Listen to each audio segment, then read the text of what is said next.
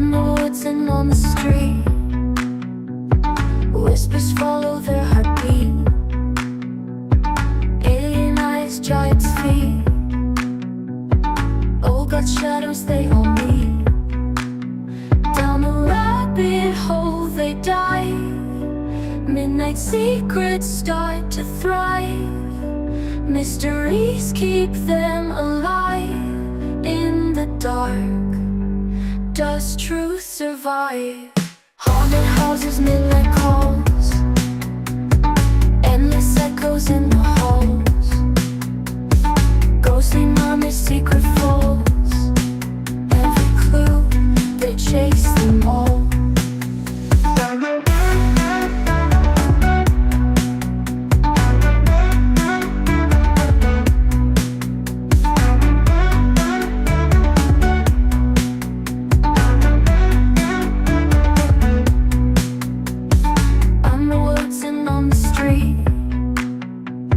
Whispers follow their heartbeat.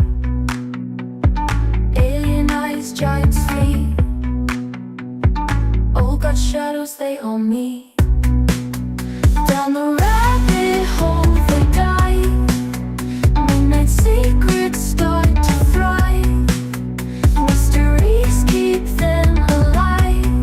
In the dark, does truth survive? Haunting walls, they've got the key. Hidden fears, they set them free. Cryptid hunter, you and me. Down this rabbit hole, let's see.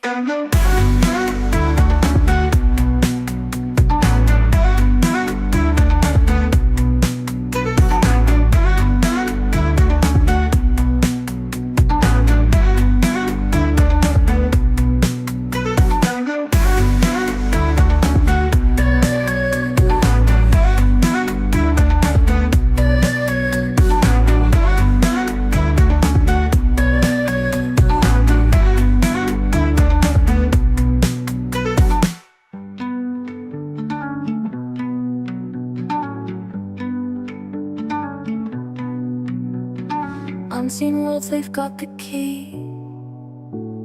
Hidden fears, they set them free. Cryptid hunter, you and me. Down this rabbit hole, let's see.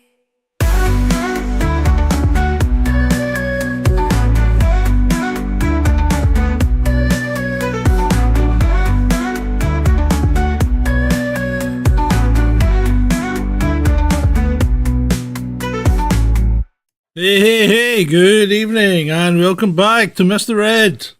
That doesn't sound right. That doesn't sound right, does it? Was he not a horse? He was a talking bloody horse. Thanks, John. Close enough. One of the many nicknames I've had to endure in the course of my life. Oh. Bloody horse. Although, fortunately, these days, there's hardly anyone alive that still remembers the bloody thing anyway. So I'm still here, mate. Still kicking. Oh, dear. Anyway, good evening, one and all. We are going to dive into the history of the KGB and a certain, shall we say, world leader who used to be an officer within that august organisation. I don't think that's quite the right term I should be using. Well, it kind of is. I mean, although the thing is that particularly our generation, our upbringing was very much coloured by the notion of the KGB being the bad guys, and they were doing all of the bad things, and we were the good guys, and we wouldn't dream of doing bad things. And as you get older and wiser, you realise that our side was just as bad. Oh yeah. I mean, maybe not so much in the days of the Checker, but certainly during the Cold War. I mean, the amount of evil stuff that the CIA got up to. Well, yeah, but even then, I think the Stasi took the biscuit. I think they took the biscuit. So anyway, yeah. Let me introduce the people in the chat room to anyone who is lurking about, because we're very inclusive here. We will speak to you. Usually an insult, but you know, an insult from a Scotsman is as good as a compliment, is it not? Espresso Mechanic TV, Dave Barnes, Shalini, Nectaridas, Julie C, Dreadeye, good evening, Ray, Cheese Cooked, perfect timing, says Ray. Emma Watts says hello, and that's it in the landscape stream. What have we got in the other stream? Nobody's talking in the... Oh, yeah, we do. McNell's TV. Good evening, McNell's TV. You are alone and speaking to us on the vertical stream, but I'll be keeping an eye on it. If you want to join the big boys over in the landscape, feel free. Oh, and get the chair into a height that will stay there. Right. Let's carry on, Ed. Carry on. Paul Armstrong, good. He's a Vlad fan. Oh, he's a Vlad fan. Vlad. I was going to make it Vlad the Terrible on the on the what do you call it, thumbnail, but I thought, nah, that's too much.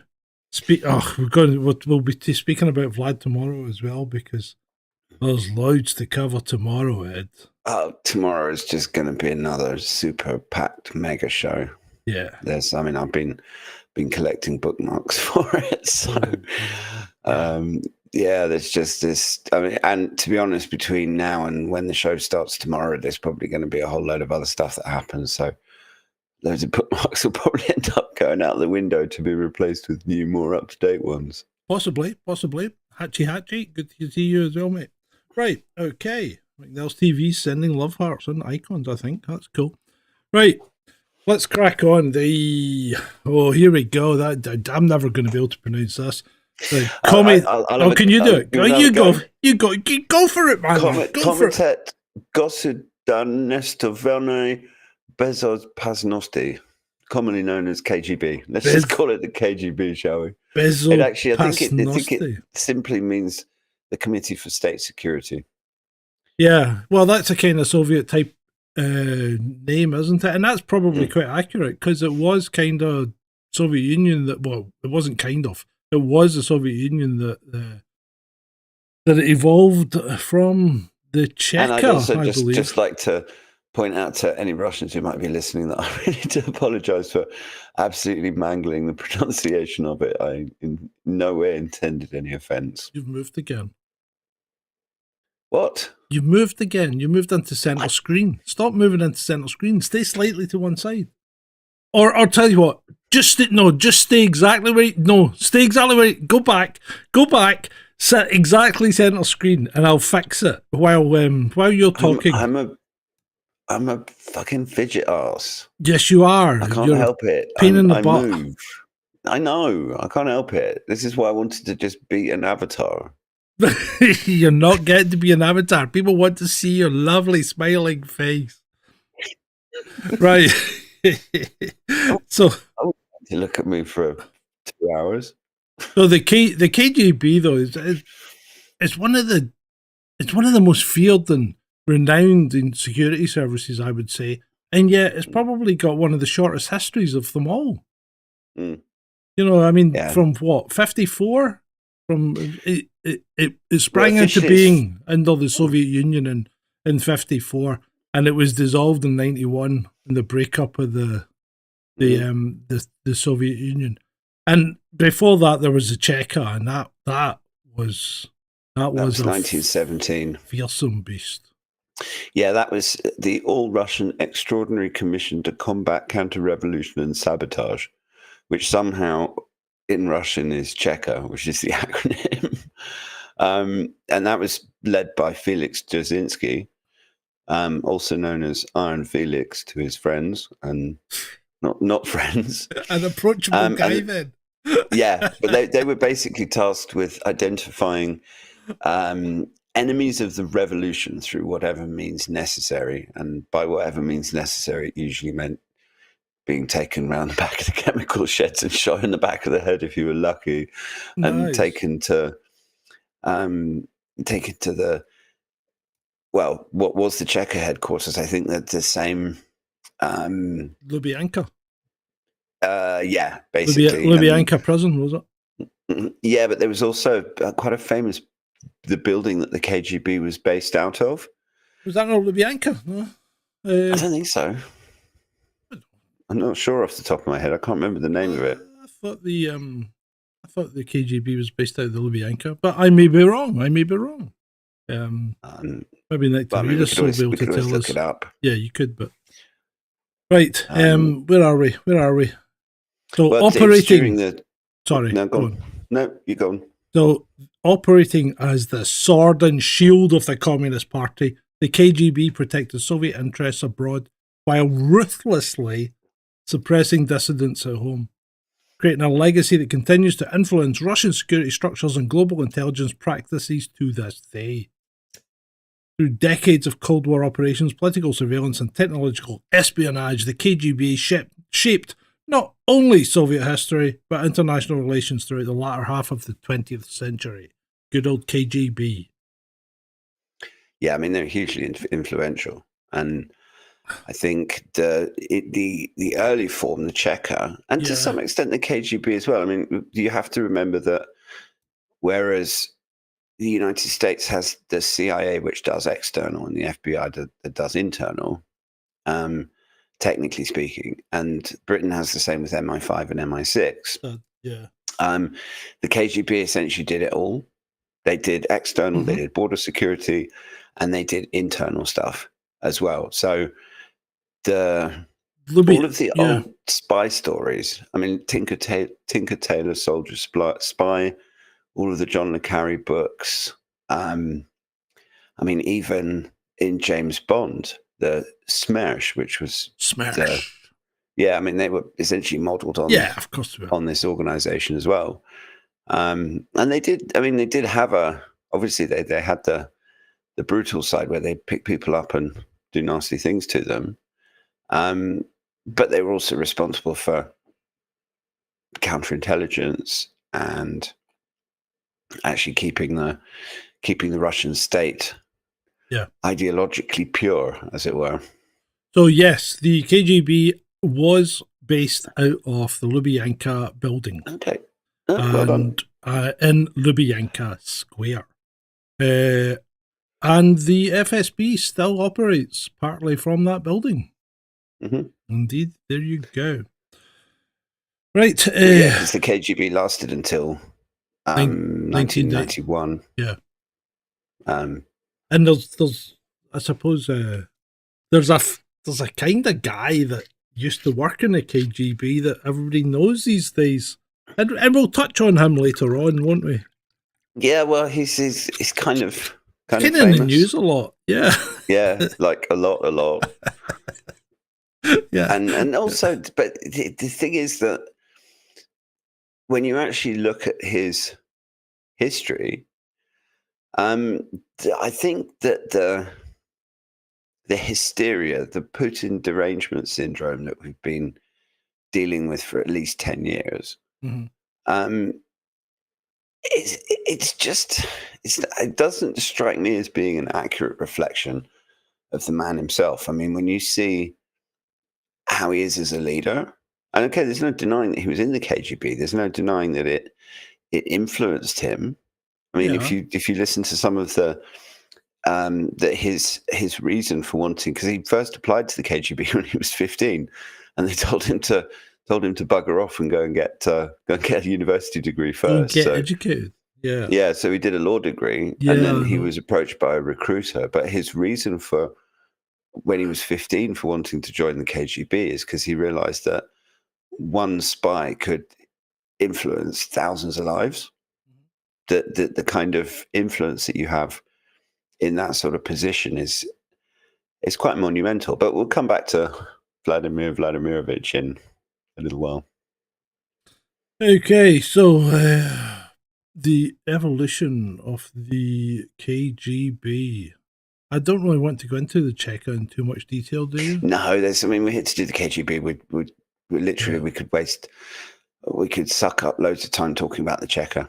And I mean, all of the and to be honest, they got up to a lot of dark stuff, and the purpose of the Cheka was more about kind of making sure that the communist revolution was successful by taking out anybody that disagreed with them. Yeah, I think so. Yeah, I think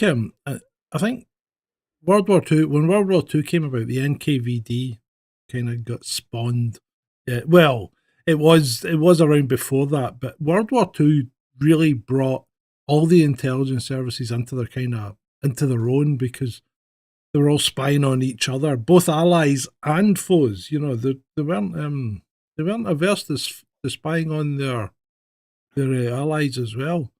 So, and the It's what they NKVD, do. the NKV, I think the NKVD were pretty much the KGB. They just kind of morphed into it,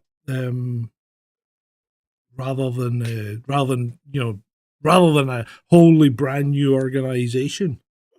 Well, the NKVD, I mean, they were responsible for what's known as the Great Purge or the Great Terror, which happened in the 1930s. And that was...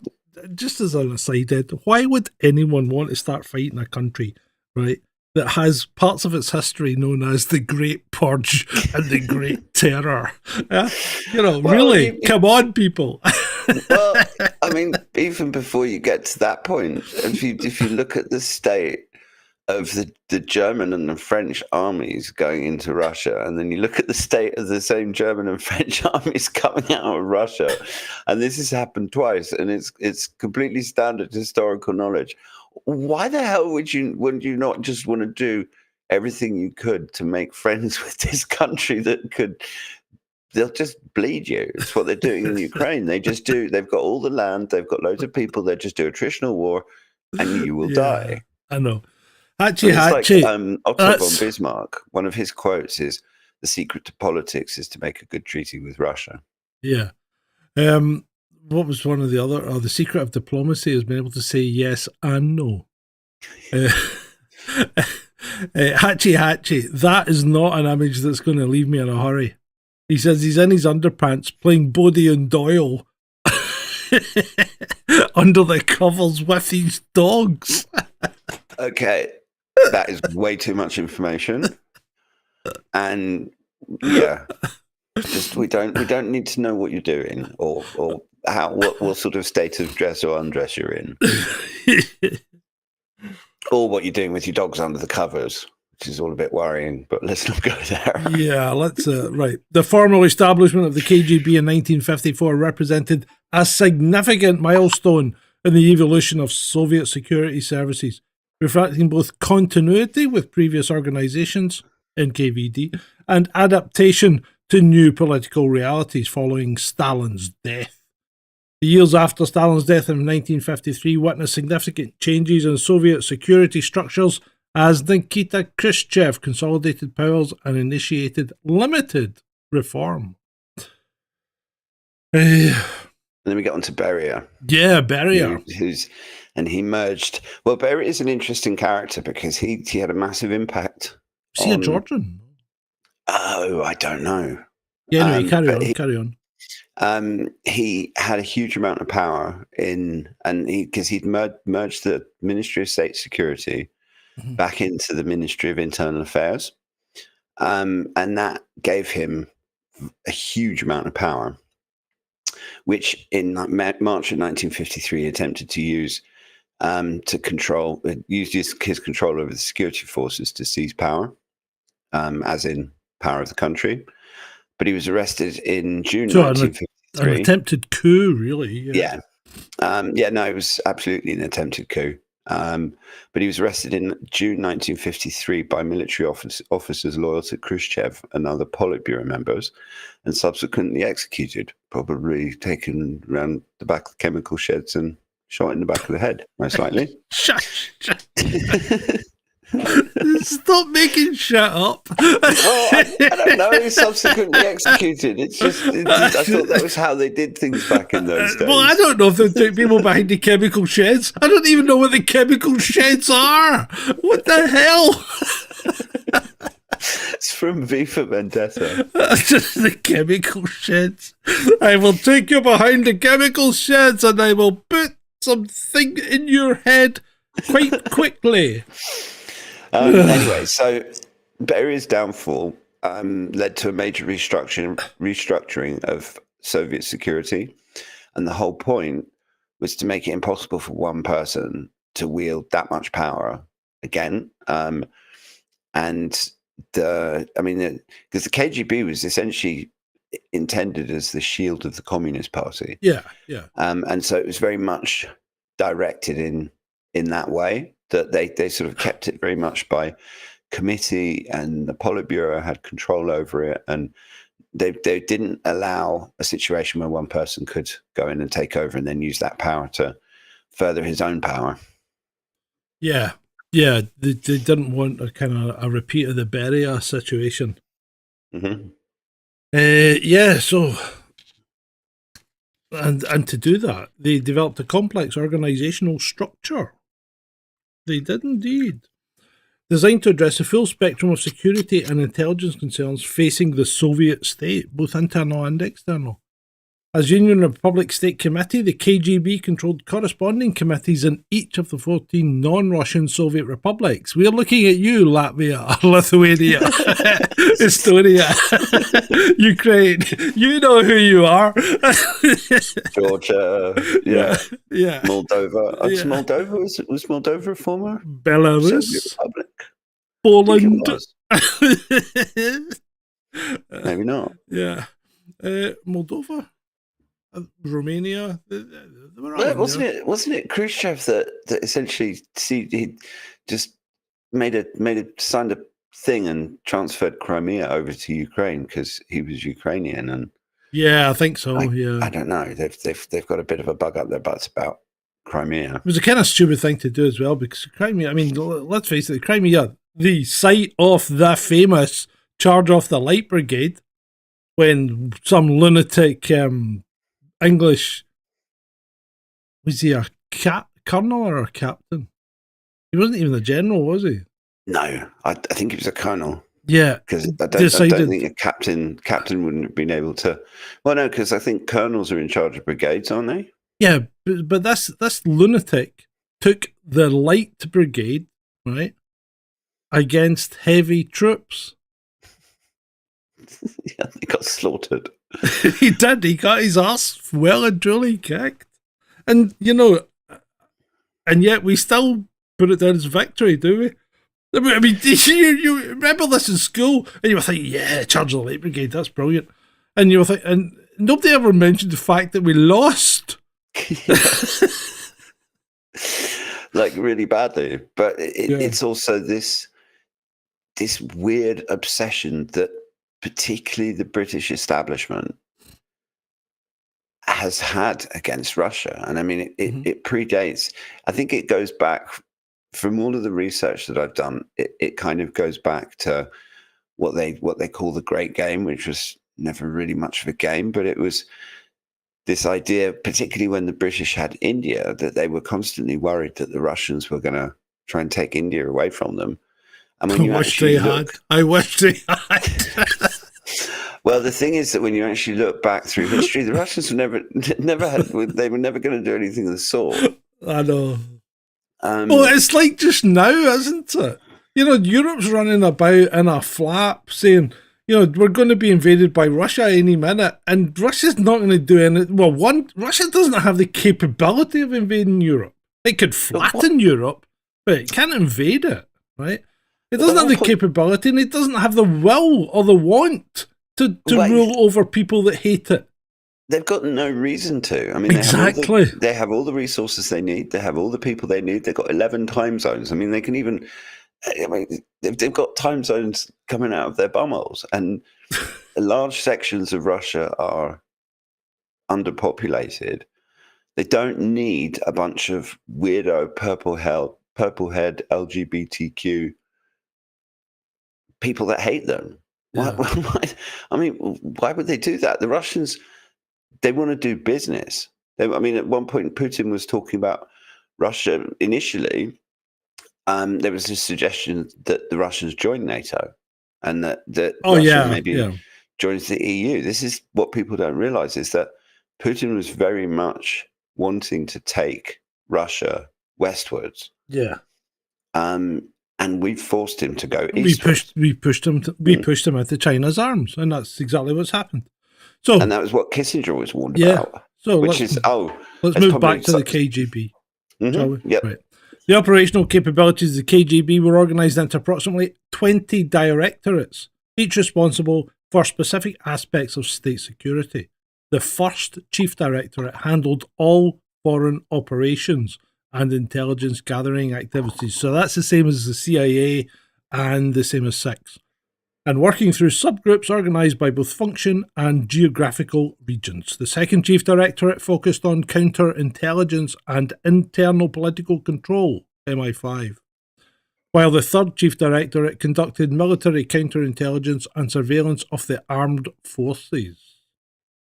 Now, we probably do that, but it's probably done by what? GCHQ and military intelligence. GCHQ is signals. Yeah, well, yeah, and we I mean, do I think it's have five. we do have intelligence. We do have intelligence operatives that aren't directly attached to MI5 within each of the services. Each branch has its own intelligence service, or it used to. Mhm. I don't know if it still does.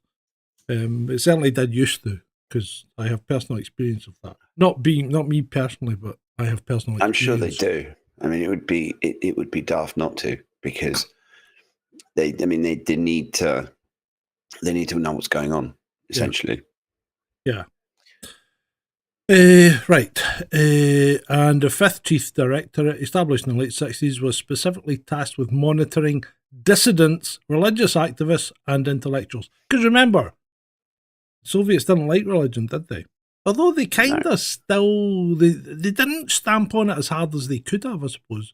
Because the people still did it under not undercover, but under the radar, so to speak. Well, this is the problem with communists, is that you have to worship them, as we're seeing with our own particular brand of communists. Yes, indeed. And if you don't turn them into your religion, in our case, all this woke nonsense, then they would dearly love to put you in a deep, dark hole and torture you. Yeah, I'm sure they would. I do wonder what the hell happened to the fourth directorate. Oh, it's probably there somewhere, but it's like, you've got 20 directorates. There's probably a directorate for honeypots. Because they weren't averse to using the odd attractive Russian girl. There's enough of those. To seduce, naive British politicians. Anyway, the ninth chief directorate was the protection for party leaders. The 8th and 16th directorates handled communication, security, and signals. See, there's hundreds of them. Essentially just split out, and so the KGB was more, I think it was more like an umbrella for all of these different directorates, because each of the directorates had its own chief. And I mean, obviously, that's a good way to split things up, because you've got each of the 20 directorates has a chief, and then the KGB itself has a chief. Yeah. But there isn't one person who has all of the power. Yeah, well, I suppose, yeah. And they were probably all watching each other as well. I mean, just because they're tasked with monitoring foreign nationals or whatever doesn't mean to say they're not going to be monitoring their own people if they have to. Oh, no, they spent most of the time monitoring their own people, mate. The KGB spent more time working inside Russia than it did outside. I mean, notable targets: Alexander Solzhenitsyn, Andrei Sakharov. Both writers who ended up in the gulags. And that was loads of them. Yeah, there was loads of them. I mean, we could probably do a list of all of them.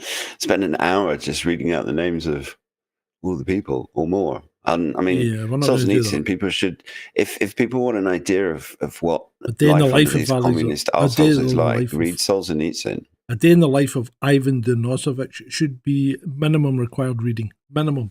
Mm-hmm. But the whole Gulag archipelago is well worth a read. They're not big books. They're not big books either. You can rip through them quite quickly. Other books that you should read, and I am preaching to you here slightly, because I think a lot of people these days are not well read enough.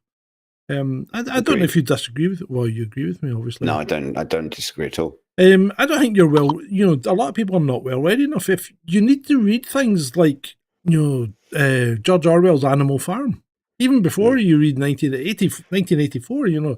Fahrenheit 451, TEHX 1984 and Animal Farm used to 1138. be required reading in schools. Well, yeah, Animal Farm was required reading in schools as well. I made my daughter read Animal Farm, and she actually loved it. But it's when you read Animal Farm, it's presented in a humorous way, but it's actually telling you everything that actually went on in basically Russia during Stalin's regime. So these books need to be read, and I don't think some people have even heard of them. What's his name? Fahrenheit 451. Was that Ray Bradbury? No. That was. I can't remember. But anyway, you've got to be reading these books, people. They're just really, really worth it. I used to devour science fiction. Frank, what's his name? Herbert. The Dune saga is just brilliant. Forget the movies. The books are so much better. Just so much better. But read more, and listen to us. Oh dear! Right, so it was Ray Bradbury for a night for. My memory's still there. I still get most things right. Thank you. Let's move on to the Cold War. Mm-hmm. So and also KGB leadership. Yes, that's kind of where we're going. So obviously there was a succession of KGB chairmen from 1954 to 1991, which reflected broader political developments within the Soviet Union and shaped the organization's priorities and methods throughout the Cold War era. We had people. Well, I don't think we need to list out. No, we don't. I think we should jump down to in the international arena. The KGB gradually expanded. That down the bit of third paragraph. No, keep going. No, well, okay. The KGB gradually expanded to become the world's largest foreign intelligence service, engaging in a global contest with Western intelligence agencies throughout the Cold War. KGB agents and officers operated under diplomatic, journalistic, and business cover in countries worldwide, collecting political, military, scientific, and technological intelligence that was crucial to Soviet strategic planning. Unlike its American counterpart, the CIA, the KGB conducted most of its activities domestically, focusing on Soviet citizens rather than exclusively on foreign targets. Nevertheless, its foreign intelligence operations achieved remarkable successes in penetrating Western governments. We will penetrate your governments. Well, Kim Philby to start with. Well, yeah. The Cambridge 4 originally, and then the Cambridge 5 when we realised that there was a fifth man. But yeah, they had lots of success. There was Americans that spied for them as well. Aldrich Ames, I think, was one of them. Yeah, I think the name rings a bell. Mm-hmm. But one of the KGB's most significant contributions to Soviet power was the acquisition of scientific and technical information, which provided critical support for Soviet military and space programs. Through both human intelligence and technical means, the KGB repeatedly obtained advanced technology necessary for developing Soviet submarines, aircraft, missiles, and nuclear weapons, helping to maintain a strategic parity within the technologically superior Western adversaries. The KGB also excelled in counterintelligence operations, successfully identifying and neutralizing many Western intelligence operations within the Soviet bloc. According to declassified documents, the KGB aggressively recruited former German intelligence officers after World War II, using them to penetrate West German intelligence services. So they were essentially doing the same thing that we were after the war finished, because they didn't call it Operation Paperclip, but there was a whole bunch of scientists that ended up going over to the Soviet side. Yeah. And there was intelligence officers that went to the Russian side, and others that went to the American side. So, yeah, we just had all these ex-Nazis that were all infiltrating both the East and the West. It's just... Yeah. It's crazy. I think think a lot of people would have been up in arms had they known, what was running NASA, who were working for America in really secret and military capacities. I think people would have been taken aback. Also, the CIA. I mean, Yeah. Reinhard Gehlen and his whole intelligence network was essentially folded into the CIA. And I don't know. It's a case of when you spend too much time looking at evil, it looks back at you, or you bring it on board and try and tame it or something. I don't know. I think that particularly organizations like NASA and the CIA that absorbed a lot of these ex-Nazis, you have to wonder how much the organizations were influenced by those people. Yeah. And I'm not necessarily, because obviously you got Werner von Braun, who's the most famous one, but it's more the culture and the sort of attitudes that these people would have brought into Western intelligence and NASA and stuff like that. And it's just, when you have a lot of Ukrainian nationalists that ended up in Canada and subsequently get cheered in Parliament and stuff like that, that these are not good people. Yeah. And they were useful people because they knew stuff. Yeah. But I mean, if you look at Werner von Braun, I mean, he was quite happy to use slave labor when he was in Peenemünde building his V2s. Yep, he was. He was indeed. And I mean, they'll try and be all contrite about it afterwards and say, "Oh no, well, we tried to treat them nicely or whatever," but it's bullshit. So moving on, we then come. I mean, it's a short history, as we said, towards the end of the KGB and its legacy. As Mikhail Gorbachev introduced these policies of glasnost, which means openness, and perestroika. That's a great word, perestroika. I love that. Restructuring. In the mid-1980s, tensions emerged between reformist leadership and conservative elements within the security apparatus. KGB chairman Vladimir Kryuchkov? Something like that. Kryuchkov, I think. I don't know. Became increasingly alarmed by what he perceived as Gorbachev's dangerous concessions to Western pressure and domestic liberalization. These concerns culminated in Kryuchkov's decision to join other hardliners in the 1991 coup attempt against Gorbachev, a desperate effort to reverse liberalization and preserve the Soviet system. Because, let's face it, although most of the people in the Soviet system, what would you say, 99% of them are serfs, the ones that are in the positions of power, why would you want to give it up?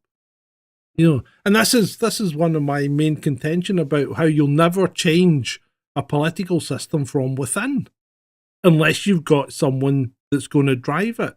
But that someone that's going to drive it needs to be someone like a dictator, like Gorbachev. Because you would never have changed that system it would never have changed naturally. It was Gorbachev that drove it. And there's a lot of Gorbachev is very popular in the West. He always has been. I was a huge fan of him when I was a kid. I mean, all of this, the coup in 1991, I remember that, watching that on TV, and he also took away things and stuff. But he took away the fear that you were going to be killed by a nuclear war at any minute, because things did start to relax when he came into power. Mm-hmm. Absolutely. And, I don't know if you remember the 70s and 80s, but the fear of nuclear war was ever present. Yeah, I mean, the 80s, I remember the 80s more than the 70s. But it was about halfway through the 80s because you had the whole thing about Andropov and Brezhnev, and then Gorbachev came along. Yeah. And suddenly started using words like glasnost and perestroika. These are two words that are etched into my memory. Yeah. From back then. And it was like a weight being lifted off. Because up until that point, there was a palpable fear of imminent nuclear catastrophe, largely thanks to the media and it all being pumped up in order to kind of keep the military-industrial complex happy. But there was a genuine fear, Yeah. and people born after that time don't really know what it was like. And I guess that's why us oldies have been the ones kind of most worried about a return of this whole threat of nuclear Armageddon, because that was our childhood to a large extent. Yeah, and the whole eroding of our natural rights just seems to be ridiculous. You know, freedom of speech and freedom to think. You know, freedom to pray silently. You know, I mean, these things are ridiculous that these can even be considered to be under threat, and yet people are getting locked up for it. It's just crazy. This is like what I imagined living in the Soviet Union was like. Now in the UK, and that's freaking scary, and so it's just soul destroying that the UK has come to this. You know, it's disgusting.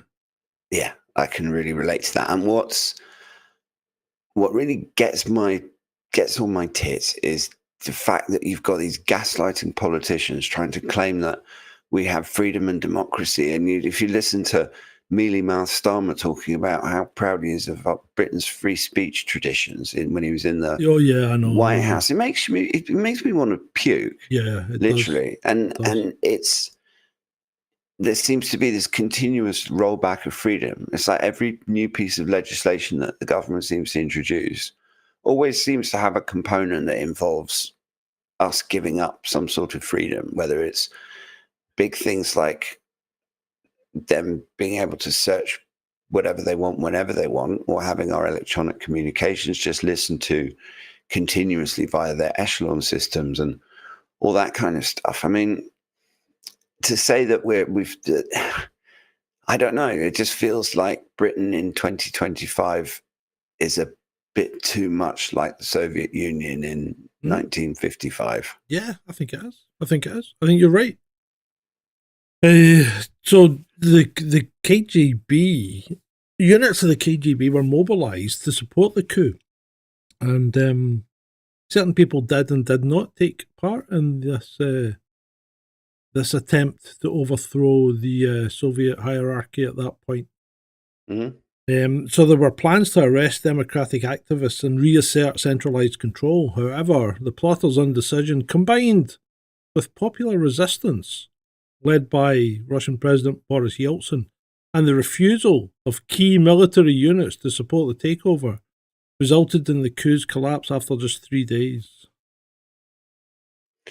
Which is, I don't know. I thought it was a good thing then, and I think it is a good thing now. I don't think Yeltsin did Russia any favors, but he did. He did have Putin as his deputy, and Putin's basically turned the country around from what it was then, despite all of the Western media propaganda that you'll hear about Russia. I mean, most Western, I can't actually discuss Russia with most people because they're so blinded by 20 plus years of anti-Putin, anti-Russia propaganda that they literally have no freaking clue what Russia is like or what effect Putin has had on their society. So, yeah, but I mean, that was the KGB came to an end in 1991, and it's now, I think it was, I don't think the FSB. Along with the Soviet Union. Yeah, obviously. And I mean, it was kind of morphed into the FSB, but I'm not sure that the FSB necessarily does all of the same things that the KGB did, for example, because it seems to me like there's a lot less of the political repression and stuff like that in Russia. But I don't know. I mean, these spooks, they work in the shadows and they're always watching everything. Yeah, of course they are. And I mean, that it applies here as well, because, you know, when you look at what they do internally here with the GCHQ, you know, they're monitoring our communications, and no doubt, I have no doubt that we are on some kind of, you know, minority watch list as potential dissidents or some nonsense like that. When really we just want to be able to say what the hell we like. I mean, we're not going out stirring up, bands of people or whatever. But it's not right that we should. Unless you count the troll room. Oh yeah, okay, there is a troll room. I mean, we don't see that our saving grace is we don't have a huge following, because if we had a huge following, I think we'd be attacked a lot more. Yeah, we'd have to be much more careful about what we said as well, which we still kind of do, but a little bit less so. Although I did reply to one of Keir Starmer's tweets today, telling them to fuck off. Yeah, but if you go through, I mean, everything he posts, you just get this deluge of people telling him to fuck off and calling him CUNT, and it's hilarious, and he gets ratioed really, really quickly as well. Yeah, I don't know why he even bothers. Exactly, he's just, and all he does is gaslight. Yeah, literally, he's broken every election promise he made, and he actually expects anyone to believe a bloody word he says. It's just ridiculous. So that was basically the KGB split up into FSB and SVR, and the SVR does domestic and the FSB does external, and then they have the FPS, which does the protection of government officials and facilities and stuff like that. And all of the Soviet republics, after the fall of the Soviet Union, they all established their own security services and sometimes maintained close ties with Russia and sometimes didn't. I think we know who's who. Yeah. But that was it. And I mean, the KGB legacy extends far beyond its formal dissolution, and it profoundly shaped Russia's post-Soviet development and the evolution of intelligence practices globally. That's the other thing to bear in mind, is that the KGB actually had a huge influence on the CIA and MI6, and because when they're all trying to infiltrate each other and spy on each other and things like that, they inevitably learn from each other in a strange way. So should we move on to Mr. Putin? Yeah, okay. So let's talk about Mr. Putin.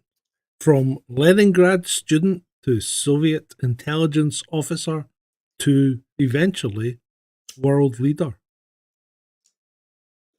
Let's talk about Mr. Putin. Vladimir Putin's career as a KGB officer represents a formative chapter in the Russian leader's life, shaping both his worldview and approach to governance.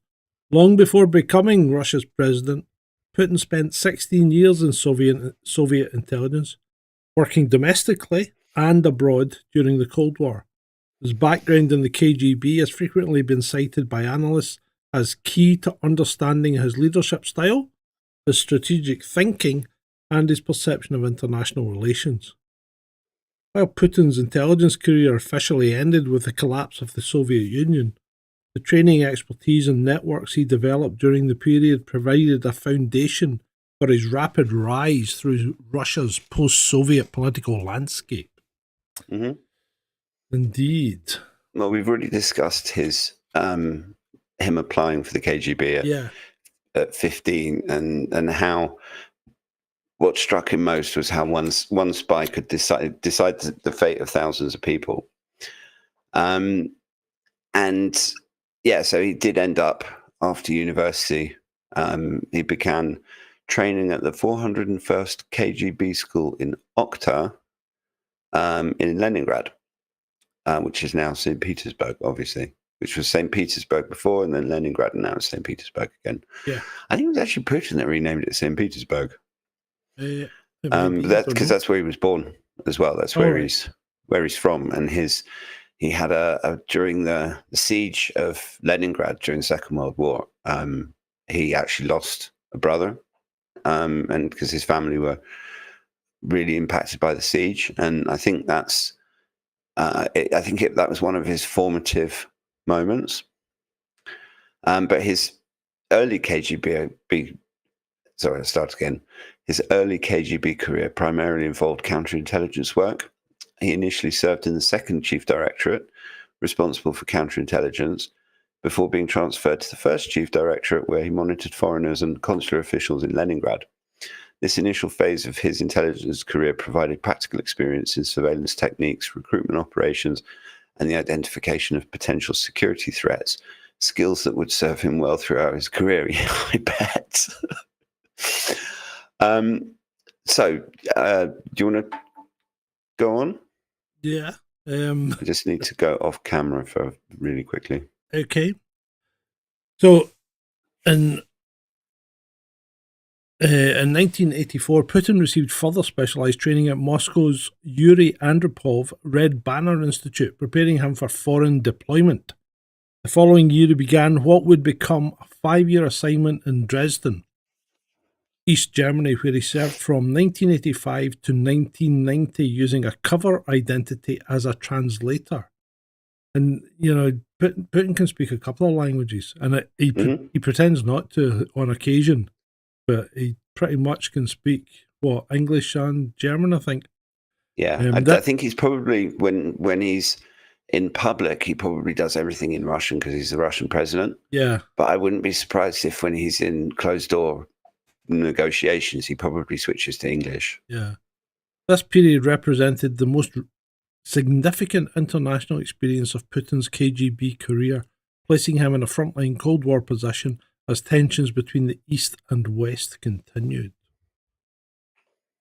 So while he was in Dresden, Putin operated one of the KGB's liaison officers to the East German Stasi. The Stasi, the secret police of East Germany. His responsibilities in this role have been subject to varying interpretations, with some sources suggesting relatively mundane duties, while others indicate more significant operational involvement.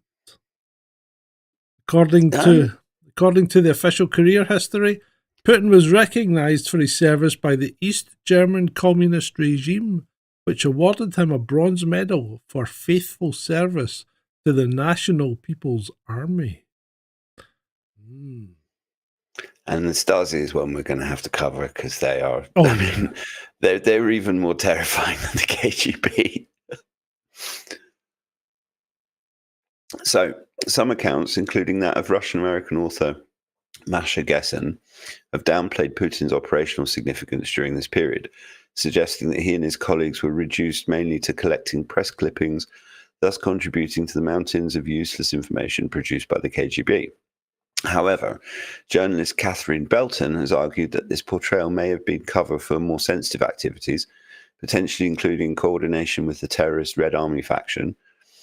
A 2023 investigation by Der Spiegel questioned these claims about RAF involvement, RAF as in Red Army faction, noting that an anonymous source making these allegations had never been an RAF member and is considered a notorious fabulist, i.e. a lying bastard. So Putin's Dresden assignment ended as the communist East Germany. That's interesting. So Putin was in, because I visited Dresden on a school trip not long before. It was about 6 months before the wall came down. Oh. We had a school trip to Dresden and Prague. Is that when you were recruited? Yeah, man. Yeah, I have to say all of those claims about me being a Russian agent and a Putin apologist and a Kremlin stooge are all absolutely correct. I've been working for them since the 90s. Cunningly disguised as a totally unimportant IT person. Well, hey, but yeah, all the best spies have the best covers, don't they? Oh, that's true. But I mean, Dresden, it's one of the most grim places I've ever been to in my life. We had I don't know, it took us about 4 or 5 hours or something to get across the border. Multiple checks, getting in and out of the bus, and these grumpy East German soldiers and grumpy West German soldiers and all this stuff. And we got to just where the border was. I don't think that was Dresden. And it was raining, and we all trooped off the bus to stretch our legs, and everyone got soaked. And when we got back on, we just stank of sulfur. like the pollution from the rain. Lovely. But it's interesting because I remember being in Dresden and seeing the candle wax all over the statues in the center of the city from all of the pro-democracy protests. So, yeah, I was in Dresden at the same time as Putin. I quite like that. So anyway, during the fall of the Berlin Wall in November 1989, Putin reportedly took action to secure sensitive files, burning KGB documents to prevent demonstrators from obtaining them. Shortly afterward, he returned to Leningrad in early 1990, now serving as a member of the KGB's active reserve. Back in Leningrad, Putin spent approximately 3 months working with the International Affairs section of Leningrad State University. Even in this academic position, he maintained his intelligence role, reporting to Vice Rector Yuri Molchanov, while identifying potential KGB recruits and monitoring the student body.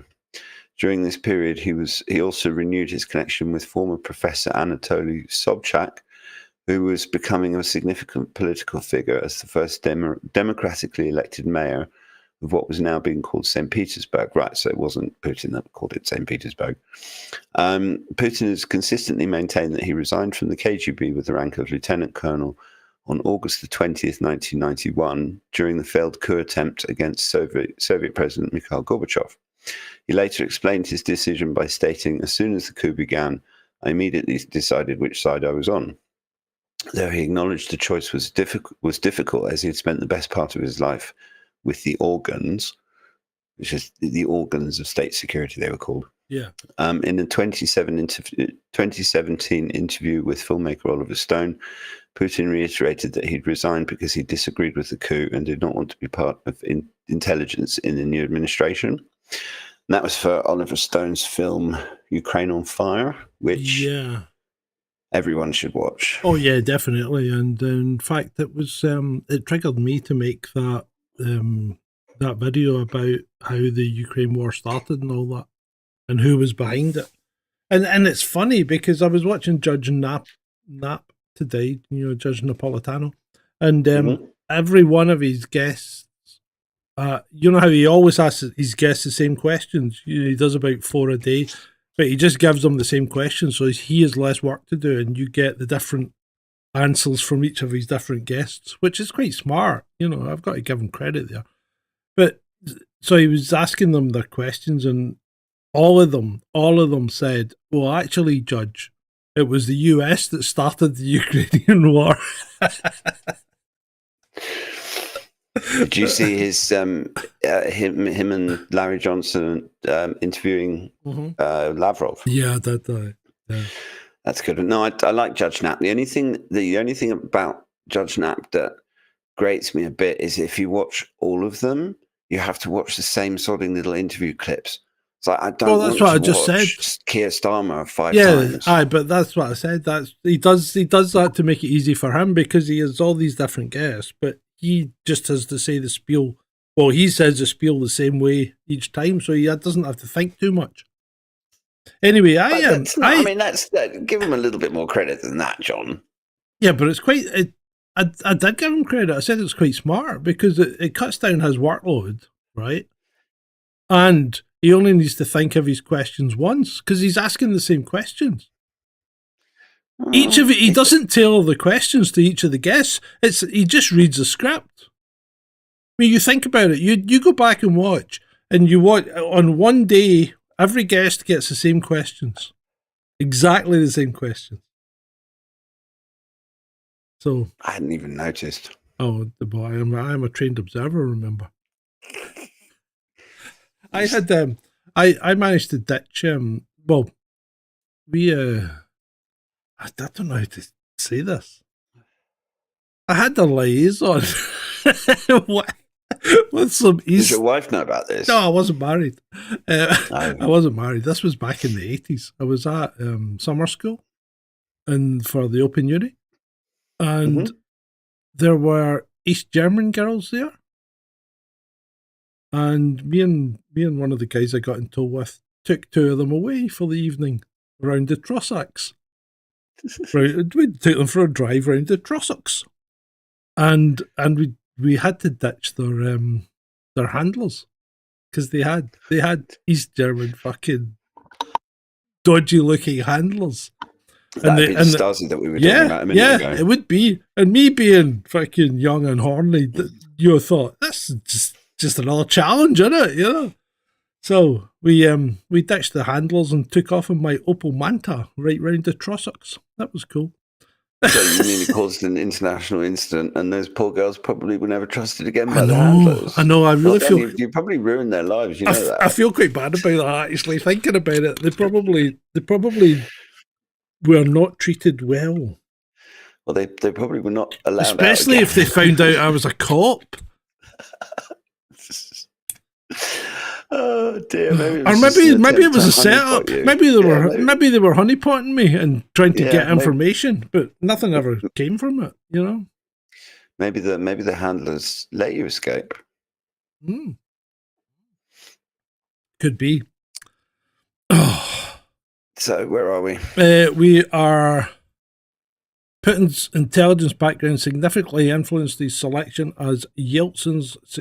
Oh no! Hold on. Yeah, no, that's that's right. Significantly influenced his selection as Yeltsin's successor, Valentin Yushimov. One of Yeltsin's most trusted aides, played a key role in Putin's rise, giving him his first Kremlin position in 1997. See, you always need an insider. When you're in these kind of games, you need someone. When I was in the police, we used to say, "Who's your wire?" Because there was always somebody higher up that would pull for you if you were going places. Mm-hmm. And it's quite funny when I think back about it. It's true. Everybody that was going places always had someone higher up that was, putting them forward. But anyway, where was I? Where was it? Putin won the subsequent election in 2000, beginning what would become one of the longest leadership tenures in modern Russian history. Throughout his presidency, elements of his KGB training, particularly his calculated approach to risk, strategic thinking, and emphasis on security, have remained evident in his governance style. There you go. Well, and I think also the reason that Russia's done so well. Mm-hmm. And when you look at the economic growth and the way that they've been able to just not sort of bat off the sanctions, but they've managed to survive and thrive whilst being the most sanctioned country ever in the history of ever. Was it 18,000 sanctions or something? And Rubio actually went against Trump today, didn't he? When he turned around and said, "Look, let's fight," because they said, "What are you going to do? What are you going to do if Russia doesn't agree to the ceasefire? Are you going to, put more sanctions on them?" And Rubio's like, "Well, let's face it, they're pretty much all sanctioned out. They've got, we can't really sanction them anymore. We don't have anything left to sanction." Well, they do have a few things left to sanction, but what they've got left things to that'll sanction hurt will them. end up hurting themselves. Yeah. Yeah. Well, of course it will. And I mean, I did see before we came on that Trump had signed something. Well, it's unconfirmed that Trump has signed something shutting down the Russian banks that the Europeans were using to buy oil surreptitiously. I've got a theory about this, and I think Hatchie might be on the same track. But we'll discuss that tomorrow night in All In.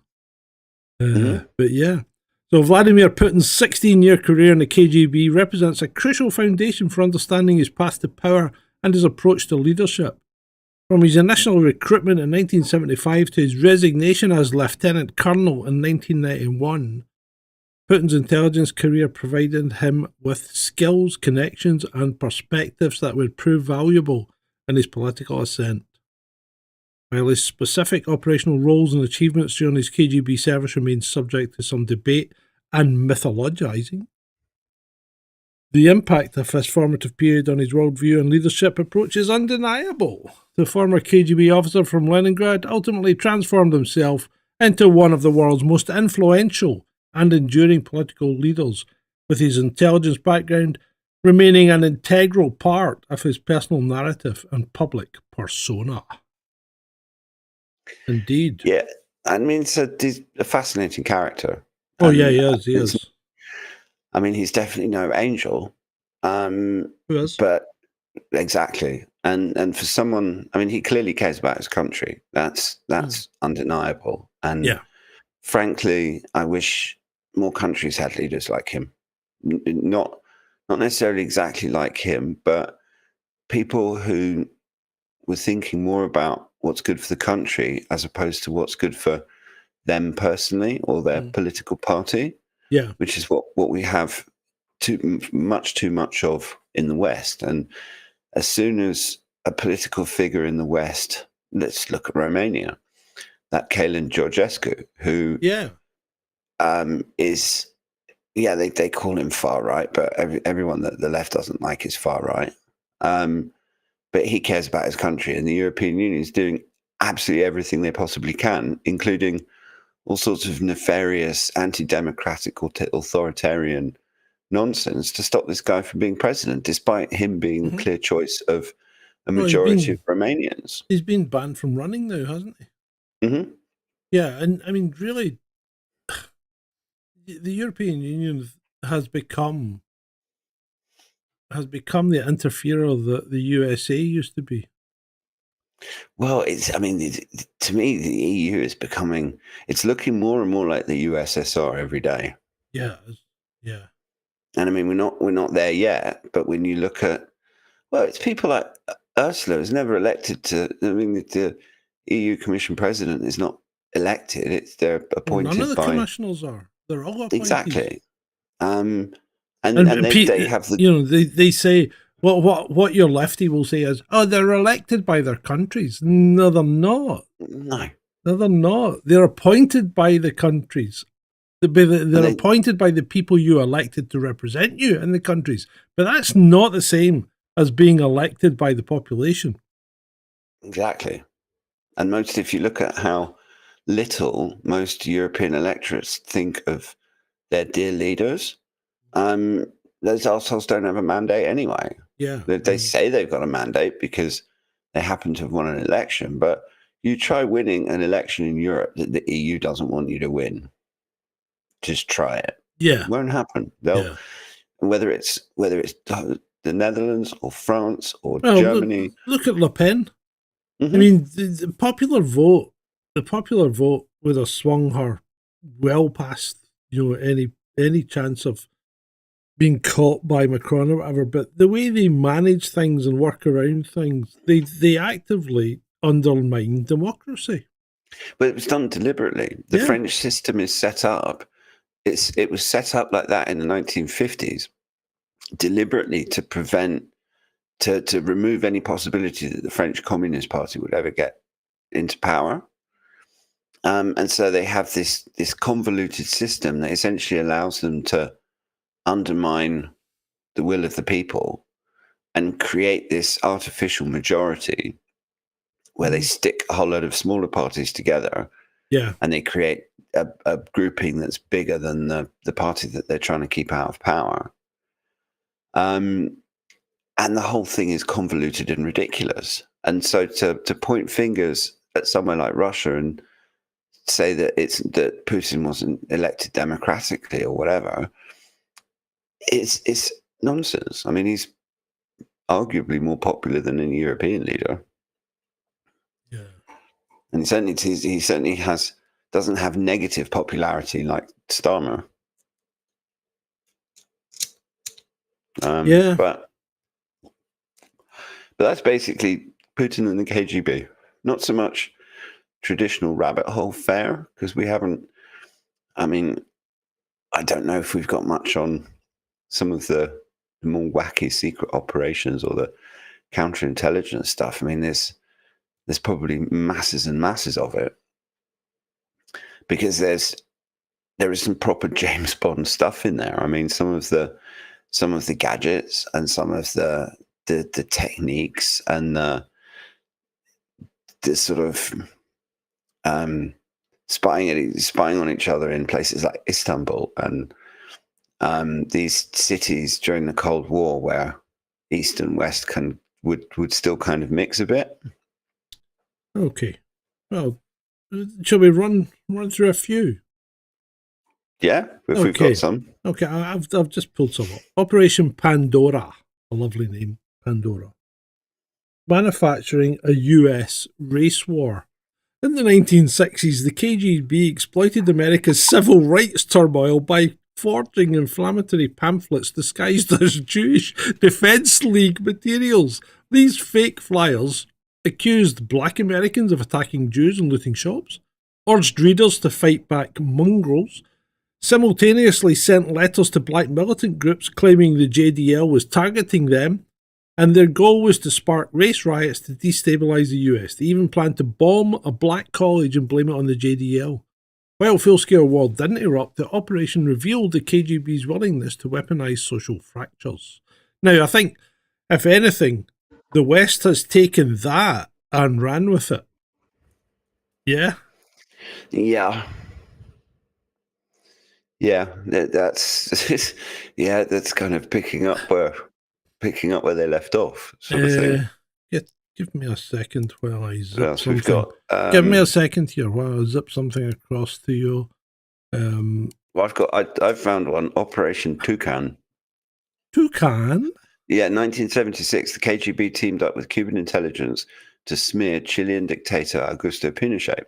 They forged documents linking him to a brutal assassination plot and fed disinformation to the New York Times, resulting in 66 articles on Chile's human rights abuses that year, far outpacing coverage of similar issues in Cuba or Cambodia. Oh. Hostage dismemberment diplomacy, 1985. 1985, that's not that long ago. Well, in my terms. When Hezbollah kidnapped Soviet diplomats in Lebanon, the KGB responded with grotesque psychological warfare. They kidnapped a relative of a Hezbollah leader. They castrated and dismembered him, mailing the body parts to the terrorists. And I bet Hezbollah didn't mess with any more Russians. They threatened to repeat the act on other relatives unless hostages were freed. The remaining diplomats were released within days, a brutal demonstration of the KGB's no negotiation. Holy shit, man! That is tremendous. Why do we not do these things? Well, it's brutal, but effective. Well, especially when you're dealing with people who would quite happily do similar things to you. Good grief. There is an argument. But the thing is that if you only have to do something like that once, and then their nonsense stops. Yeah. As distasteful as it is. Okay, let's get something that's a little bit less extreme. The Great Seal Bug, 1945 to 1952. The KGB gifted a carved wooden US seal to the American ambassador in Moscow, hiding a revolutionary listening device inside. It spied on the embassy for 7 years before being discovered, showcasing their technical ingenuity. So, yeah, they were listening to everything that the American ambassador in Moscow was saying for 7 years. So, Department 5, the Assassination Squad, the KGB's 13th department, specialized in James Bond-style elimination. They used illegal spies with deep cover identities, i.e., dead doubles, using corpses' IDs. They were trained in poisons, explosives, and sabotage, and they orchestrated Leon Trotsky's ice pick murder in Mexico in 1940. And there was also the Poison Umbrella assassination in 1978, where the KGB killed Bulgarian dissident Georgy Markov in London by jabbing him with a ricin-tipped umbrella. Georgy Markov, yeah. Georgy. That's that. The tiny pellet caused a mysterious death that baffled investigators until a defector revealed the truth. And then there was that Litvinenko guy. Did we not speak about him the other night? You know, the one that got poisoned with polonium. Yeah, that was the cup of tea, though. Yeah. Was it me that we were talking about? Did we talk about that? I remember talking about it. I remember talking about it. Maybe it was just me. Anyway. No. Well, you might. I don't know. I don't remember that one, but my memory is faulty. Okay. So media manipulation in India, the Mitrokin archive revealed that the KGB bribed 10 plus Indian newspapers to publish pro-Soviet articles, planted 5,510 fabricated stories in 1975 alone. Right now, you got to wonder, because you look at some of the news that comes out of India and you think, is that real? And I think they might still be planting stories there. And delivered suitcases of cash to the Prime Minister, Indira Gandhi, whose codename was Vano. This created a massive propaganda network that shaped Indian politics for decades, and some say still does. Right, then we've got the IRA arms deal, 1972. Yeah. The KGB supplied 100 machine guns, rifles, and pistols to the Irish Republican Army, hoping to fuel chaos in the UK. The Marxist-leaning IRA's violence during the Troubles aligned with Soviet interests. So, in the 1970s, the KGB tried to buy 3 Northern Californian banks, the Peninsula National, the First National of Fresno, and Tejo National, through a Singaporean frontman. Why? To access loans and clients in Silicon Valley's tech sector. And they wanted to steal secrets about Tomahawk missiles and stealth tech. The CIA blocked the purchases, but the plot showed the KGB's creative industrial espionage tactics. They were good at that. They are. There was the farewell dossier sabotage in the 1980s. Working off of French spies in intel, the KGB unknowingly received doctored tech from the US, leading to a massive gas pipeline explosion in Siberia in 1982. It was a reverse sting that turned Soviet espionage against itself. I was going to say Operation Monopoly, 1960s. The KGB dug a tunnel under Berlin to tap US and British communication lines. Yeah. They listened in for nearly a year before the CIA, tipped off by a double agent, shut it down. But not before the Soviets gathered a haul of intel. We spoke about this as well, because it was like 1,500 kilometres under Berlin, or 1,500 metres into Berlin. Yeah, I remember talking about that one. Yeah, it was quite a... The Soviets are quite good at tunnelling. But that might come up tomorrow as well. No doubt. We've already talked about Cambridge 5. Operation Ryan, nuclear attack paranoia. Convinced that the US would launch a surprise nuclear strike in the 1980s, the KGB launched history's most paranoid surveillance operation. They had 24/7 satellite monitoring of all US military bases. Now, that's a big task, because there's something like 666 US military bases spread throughout 187 different countries. And they tracked radar usage and NATO communications, and they also instructed their spies to report suspicious activities like increased blood bank supplies. This would be a presumed sign of war preparations. The project wasted millions before being abandoned in 1984, a testament to Cold War delusions. The Cold War was like that, though. I mean, really, the Cold War was freaking mad.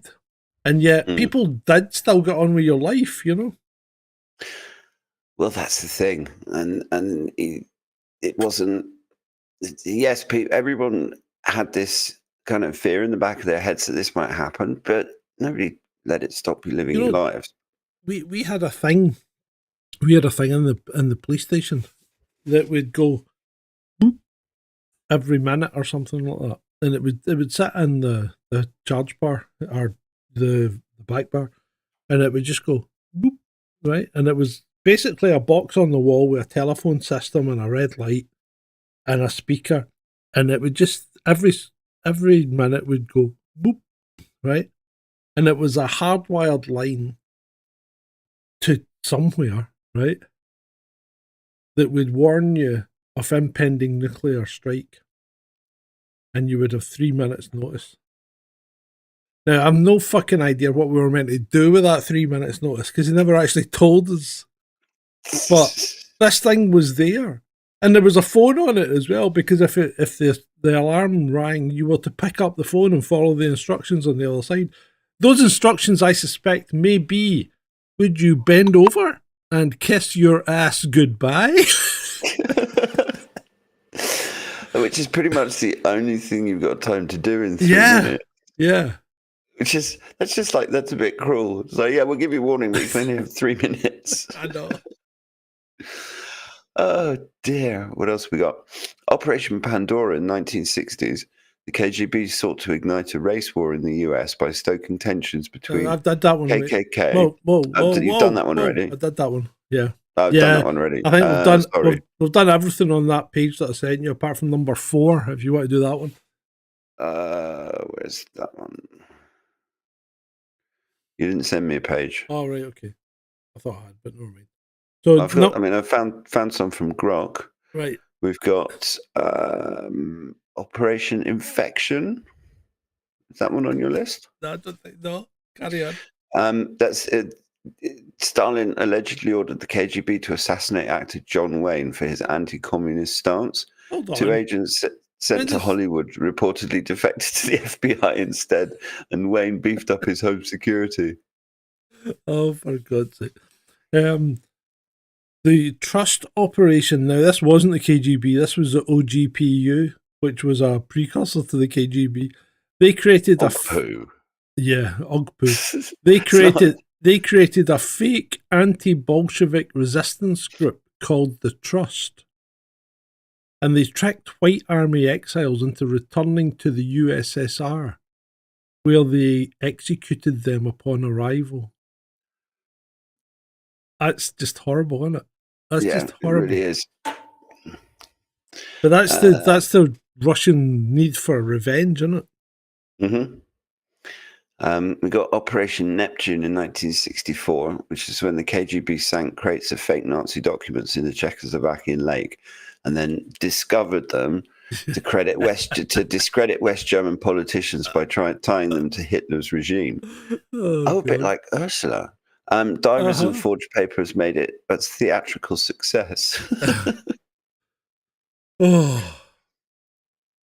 So I think we've done that one. Yeah, I think we've done it. Yeah, the KGB are forced to be reckoned with. Alas, no. Well, yeah, I think alas, no more is maybe stretching it a bit, but I think I think the stuff that they learned. Yeah. I mean, even though they were split off into the SVR and the FSB and all this, I think that the institutional memory and the techniques and all of that stuff, I reckon that's still alive and kicking. Maybe not the brutality and the extreme nature of what they do, but certainly the ability to compromise countries, organizations, people, etc. I mean, everybody does this stuff. It's not just the Russians. We're doing it. The Americans are doing it. Even the New Zealanders do it. But do they have New Zealand spies? Don't know. Maybe we should look. I mean, they're part of the Five Eyes, so they do have some sort of intelligence network. But yeah. I can't get over New Zealand after that awful demonstration of them doing the hacker in Parliament. I just thought, my God, and we brought this up before because remember the Aborigines. Well, they're not Aborigines, are they? What are they? What are the New Zealanders? Maori. The Maori aren't even indigenous to New Zealand. Remember, they invaded New Zealand and ate the indigenous population because the Maori were cannibals. Just unbelievable.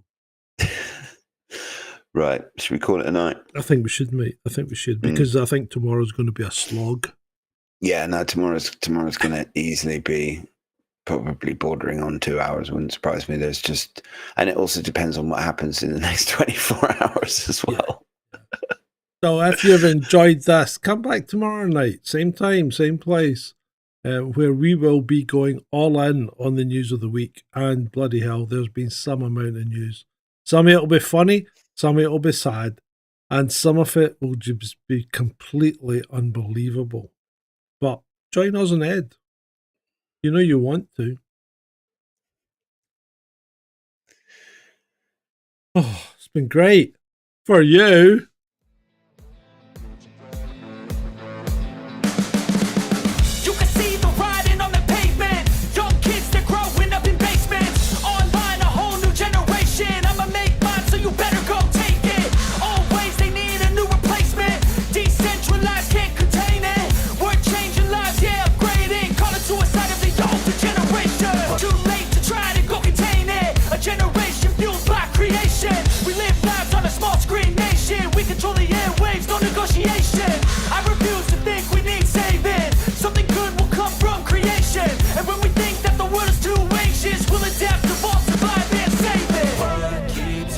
night, yeah.